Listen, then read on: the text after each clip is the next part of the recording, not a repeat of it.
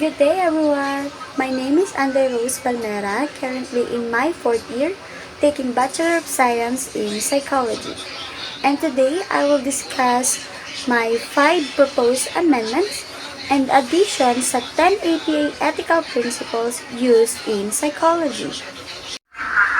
As we all know how important the APA ethics is, dahil ito ang nagsisilbing gabay ng mga psychologists at ng mga mental health professionals para masigurong tama, ethical at professional ang pag-handle nila sa mga clients. Pero habang nagbabago ang society natin and technology, of course, naniniwala ako na dapat ding ma-evolve ang ilang ethics para mas naging relevant ito sa panahon natin ngayon. So first, I would like to discuss the beneficence and non-maleficence, which means helping people and avoiding harm. Sa tingin ko, dapat mas malinaw ang guidelines tungkol sa paggamit ng social media at online communication. Ngayon kasi, maraming psychologists ang gumagamit ng online consultations, chats, at video calls. Dahil dito, mas kailangan ng stronger rules tungkol sa privacy at professionalism online. So, for example, psychologists should avoid posting anything that could indirectly expose their clients. Secondly, for fidelity and responsibility.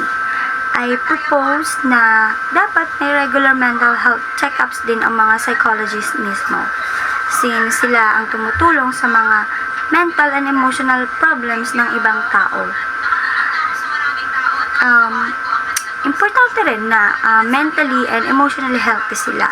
Kapag sobrang stress and burnout ang psychologist, possible na maapektuhan ang quality ng care na maibibigay nila sa mga client nila. Ang pangatlo naman ay patungkol sa integrity. Importante ang honesty and accuracy, of course. Pero sa panahon ngayon, maraming misinformation tungkol sa mental health online, especially sa TikTok, Facebook, at YouTube. Kaya para sa akin, dapat may stronger responsibility ang psychologist to correct false information and make sure na evidence-based ang advice na ibibigay nila or ibinibigay nila online. Ang pang-apat ko naman ay under justice. Naniniwala ako na dapat mas inclusive at accessible ang mental health services.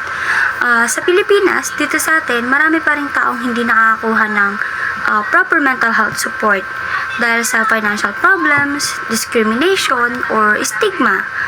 So, dapat pantay-pantay ang treatment natin regardless of gender, religion, social status, or disability. Mental health care should be available to everyone, not only to privileged people. And lastly, for my proposed amendments is respect for people's rights and dignity. So, I think kailangan ding i-update ang confidentiality policies for digital records and AI technologies since maraming clinics na ang gumagamit ng electronic records at dapat mas secure ang systems para maiwasan ng hacking or leaking of private information. So that would be my 5 proposed amendments. But I also want to propose a new ethical principle called digital responsibility and technology awareness. So this principle focuses on the proper and ethical use of technology such as artificial intelligence or AI, online counseling, and mental health apps. Since technology is now part of psychological practice, psychologists should know how to use it responsibly while still protecting the client's privacy and emotional well-being.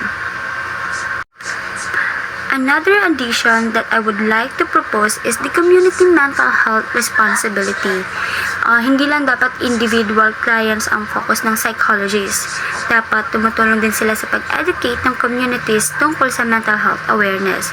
Dito sa atin, sa Pilipinas kasi, marami pa ring misconceptions tungkol sa mental illness. Kaya marami natatakot humingi ng tulong. Psychologists should actively promote mental health awareness and advocacy programs. Personally, I don't think any of the 10 APA ethics should be removed because all of them are still important and they are very important, especially in privacy data. So, pero kailangan silang ma-adapt sa modern issues tulad ng technology, social media, online therapy, misinformation, at accessibility ng mental health services. So, in conclusion, the AP ethical principles are still very important in guiding psychologists to act professionally and responsibly. However, as society changes, ethical standards should also improve. By strengthening digital responsibility, inclusivity, mental health advocacy, and online professionalism, psychology can become more effective and relevant in today's generation. So that would be all. Thank you for listening.